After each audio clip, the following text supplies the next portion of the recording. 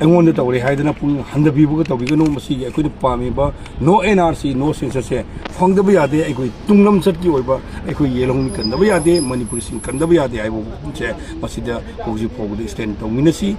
ngarang gi mathangna asi Manipur police mai kai gi eikoi gi JFD gi leader sing da eikoi mukoi unanabo khonaba mane hai unanabo gi haiduna eikoi gi yum sangaga eikoi kiba lakpa haitare ai particular ai yum su sangaga eikoi makha hairamba adugo lunna eikoi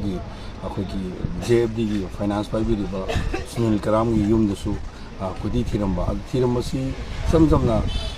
thiramba nataba kitang ama khara khenjin mama ya ba mong amada thiramba haitare ado kang da ko karom no lord kare krom ni le adigi letin no lord khaba gain haibi mong adu mai to mong ma sum ekam uba adu to sunatna khoi gi marup kano si khoi gi sunil karam si ma ji ji asigi kano da gari da leibane aduga asingba ma si asingba ithai de gini adu ithai gi mayum su salaga magi kana no mari mata kana lai masi kana lai manong ni kana lai kana do hong trai do hong mi kana ko di mo sum tok sala pai da aduna madugi potu nungai ta badigi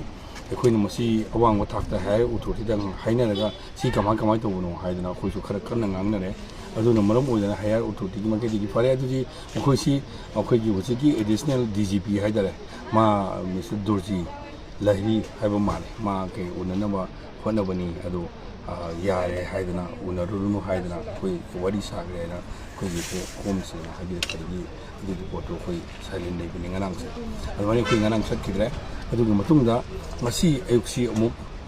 yumda akhoi si ma piramani ado nganang se khoi press meet akhoi na hajer misi karigumba Manipur police ki kangmona karigumba khangwi ningba leiba taragadi khoi anytime we are welcome oi adubu uju public ki oiba issue da mang thala chat oibanina khangwi ningba matamda kitang yam official oiba manner amada si ma thabiraga khoi tawiragadi yam welcome tawbani haijabadu madugi hairamba adugi matungina khoina puneningba khara sumo khoina leiba male aduna momne ngasi si ma tharpani haidala thari basi si khoi JFD gi kanmenu ojiba ai shagi da tharakpani ai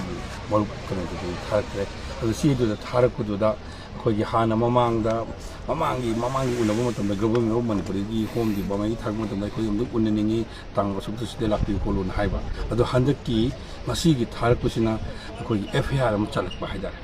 FIR sida khara khoi gi maru oina khoi gi ekhara pale adu gi ekki matungina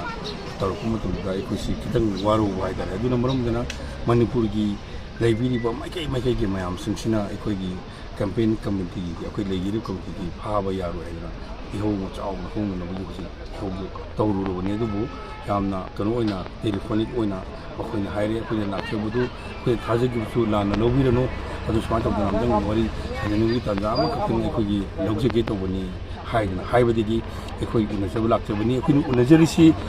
khoi na su yam toina hajaba campaign for just in a fair delimitation di apun bagi oiba kanu oma leibani na any decision low matamda leader mayam gi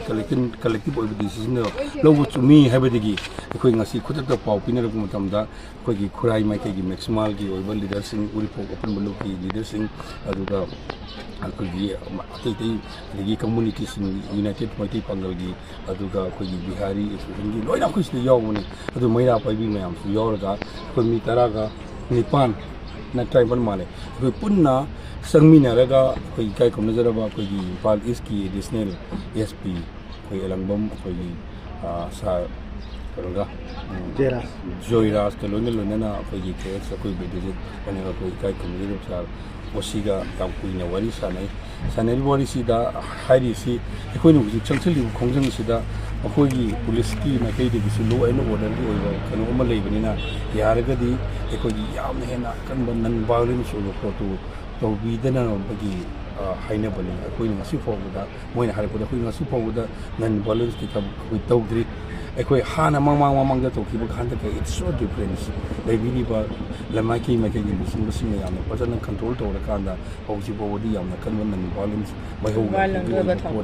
violent poti tawdri haina khanji adubu kana gum kharana song badagi pen badagi hen tawba haibududi adu mati khangre adu yari gum kai adu matam da ꯑꯩꯈꯣꯏꯁꯨ control ꯇꯧꯅꯕ ꯍꯣꯠꯅꯖꯒꯦ ꯍꯥꯏꯗꯅ ꯍꯥꯏꯕꯤꯔꯝꯃꯤ ꯑꯗꯨꯒ ꯑꯩꯈꯣꯏꯅ ꯌꯥꯝ ꯍꯥꯏꯖꯔꯤꯁꯤ ꯉꯁꯤꯐꯥꯎꯕꯗ ꯑꯩꯈꯣꯏꯒꯤ ꯇꯧꯃꯤꯟꯅꯔꯤꯕ ꯄ꯭ꯔꯣꯇꯦꯁꯇꯔ ꯃꯌꯥꯝꯁꯤꯡꯁꯤ ꯑꯩꯈꯣꯏ ꯇꯧꯔꯤꯕꯁꯤ ꯂꯩꯕꯥꯛꯀꯤꯅꯤ ꯑꯩꯈꯣꯏ ꯈꯨꯟꯅꯥꯏꯒꯤꯅꯤ ꯑꯩꯈꯣꯏ ꯃꯅꯤꯄꯨꯔꯒꯤꯅꯤ ꯑꯩꯈꯣꯏ ꯌꯦꯜꯍꯧꯃꯤꯒꯤꯅꯤ ꯑꯗꯨꯅ ꯁꯤ ꯇꯧꯅꯕ ꯍꯣꯠꯅꯕꯗ ꯌꯦꯜꯍꯧꯃꯤꯒꯤ ꯌꯥꯏꯐꯅꯅꯕ ꯍꯣꯠꯅꯕ ꯃꯇꯝꯗ ꯌꯦꯜꯍꯧꯃꯤꯁꯤꯡ ꯑꯩꯈꯣꯏꯒꯤ ꯃꯔꯛꯇ ꯈꯟꯅ ꯆꯩꯅꯕꯗꯤ ꯊꯣꯛꯄꯤ ꯍꯥꯏꯅ ꯈꯜꯂꯤ ꯑꯗꯨ ꯊꯣꯛꯇꯅꯕꯁꯨ ꯍꯣꯠꯅꯖꯒꯦ ꯍꯥꯏꯗꯅ ꯑꯗꯨ ꯌꯥꯔꯒꯗꯤ ꯑꯩꯈꯣꯏꯅ ꯇꯧꯖꯕ ꯃꯇꯝꯗ ꯑꯩꯈꯣꯏꯒꯤꯁꯨ ꯇꯧꯕ ꯌꯥꯕ ꯈꯔ ꯇꯧꯕ ꯌꯥꯗꯕ ꯈꯔ ꯌꯦꯡꯉꯒ ꯇꯧꯕꯤꯗꯅꯕ ꯑꯩꯈꯣꯏꯁꯨ ꯌꯥꯝ ꯀꯟꯅ ꯄ꯭ꯔꯦꯁꯔ ꯄꯤꯖꯔꯝꯃꯤ ꯍꯥꯏꯗꯅ FIR ꯍꯟꯇꯣꯛꯅꯕ ꯀꯩ ꯃꯇꯥꯡꯁꯤ ꯑꯩꯉꯣꯟꯗ ꯆꯦ ꯑꯃ ꯑꯩꯉꯣꯟꯗ ꯄꯤꯕꯤꯔꯣꯅ ꯎꯀꯤꯜꯁꯤꯡꯅ ꯑꯩꯉꯣꯟꯗ ꯃꯥꯅ ꯄꯤꯔꯛꯄ FIRꯗꯣ ꯁꯨꯝ ꯄꯥꯏꯕꯤꯌꯨ ꯑꯗꯨ ꯇꯧꯔꯛꯑꯦ ꯁꯤꯁꯦ ꯁꯨꯝ ꯃꯌꯥꯝ ꯁꯤꯃ BNS ꯀꯤꯁꯨ ꯄꯤꯔꯦ ꯁꯤꯁꯦ ꯌꯦꯡꯉꯨ ꯁꯤꯅꯤ FIRꯗꯣ ꯍꯥꯟꯅꯒꯤ ꯄꯟꯕꯗꯨꯅ ꯑꯃꯅꯤ ꯁꯤꯅ ꯀꯩꯅꯣꯅꯤ ꯑꯗꯣ ꯍꯟꯇꯣꯛꯅꯕ JFDꯒꯤ ꯃꯥꯏꯀꯩꯗꯒꯤꯗꯤ ꯀꯔꯤ ꯊꯝꯕ ꯂꯩ ꯁꯤꯒꯤ ꯀꯩꯅꯣꯗꯤ JFDꯒꯤ ꯁꯤꯒꯤ FIRꯁꯤꯗꯤ ꯑꯣꯏꯅꯤꯡꯕ ꯑꯣꯏꯁꯤꯁꯅꯨꯗ ꯑꯩ ꯃꯅꯤꯄꯨꯔꯒꯤ ꯃꯤꯌꯥꯝꯗ ꯑꯩ ꯍꯥꯏꯖꯔꯤꯁꯦ ꯑꯩꯉꯣꯟꯗ FIR ꯄꯥꯅꯤꯡꯕ ꯄꯥꯟꯖꯁꯅꯨ ꯃꯔꯝꯗꯤ ꯑꯩꯈꯣꯏꯅ ꯉꯁꯤ ꯆꯪꯖꯜꯂꯤꯁꯦ ꯏꯃꯥ ꯂꯩꯕꯥꯛ ꯃꯅꯤꯄꯨꯔꯒꯤꯗꯃꯛꯇꯅꯤ ꯃꯅꯤꯄꯨꯔ ꯃꯤꯌꯥꯝꯒꯤꯗꯃꯛꯇꯅꯤ ꯑꯗꯨꯅ ꯃꯅꯤꯄꯨꯔ ꯃꯤꯌꯥꯝꯒꯤꯗꯃꯛ ꯆꯦꯜꯂꯤꯕ ꯑꯩꯉꯣꯟꯗ FIR ꯄꯥꯜꯂꯛꯑꯦ ꯍꯥꯏꯗꯅ ꯑꯩꯅ ꯀꯩꯁꯨ ꯀꯤꯒꯗꯕ ꯅꯠꯇꯦ ꯁꯤꯅ ꯑꯩ ꯀꯩꯁꯨ ꯑꯩ ꯄꯨꯟꯁꯤꯁꯨ ꯃꯥꯡꯒꯗꯕ ꯅꯠꯇꯦ ꯑꯩꯒꯤ ꯄꯨꯟꯁꯤꯅ ꯃꯥꯡꯈꯤꯕ ꯑꯣꯏꯔꯒ ꯂꯩꯕꯥꯛ ꯃꯌꯥꯝ ꯅꯨꯡꯉꯥꯏꯒꯗꯕ ꯑꯣꯏꯔꯗꯤ ꯃꯥꯡꯈꯤꯁꯤꯅ ꯀꯩꯁꯨ ꯀꯥꯏꯗꯦ ꯁꯤꯒꯤ FIRꯁꯤ ꯑꯣꯏꯅꯤꯡꯕ ꯑꯣꯏꯁꯤꯁꯅꯨ ꯍꯥꯏꯗꯅ ꯃꯅꯤꯄꯨꯔ ꯃꯤꯌꯥꯝꯗ ꯑꯩ ꯄꯨꯛꯅꯤꯡ ꯈꯤꯇꯪ ꯊꯧꯒꯠꯆꯔꯤ ꯑꯩꯉꯣꯟꯗ ꯇꯧꯔꯦ ꯍꯥꯏꯗꯅ ꯄꯨꯛꯅꯤꯡ ꯍꯟꯊꯕꯤꯕꯒ ꯇꯧꯕꯤꯒꯅꯨ ꯃꯁꯤꯒꯤ ꯑꯩꯈꯣꯏꯅ ꯄꯥꯝꯃꯤꯕ NO NRC NO censusꯁꯦ ꯐꯪꯗꯕ ꯌꯥꯗꯦ ꯑꯩꯈꯣꯏ ꯇꯨꯡꯂꯝꯆꯠꯀꯤ ꯑꯣꯏꯕ ꯑꯩꯈꯣꯏ ꯌꯦꯜꯍꯧꯃꯤ ꯀꯟꯗꯕ ꯌꯥꯗꯦ ꯃꯅꯤꯄꯨꯔꯤꯁꯤꯡ ꯀꯟꯗꯕ ꯌꯥꯗꯦ ꯍꯥꯏꯕ ꯋꯥꯐꯝꯁꯦ ꯃꯁꯤꯗ ꯍꯧꯖꯤꯛ ꯐꯥꯎꯕꯗ ꯁ꯭ꯇꯦꯟ ꯇꯧꯃꯤꯟꯅꯁꯤ ꯍꯥꯏꯅ ꯊꯝꯖꯔꯤ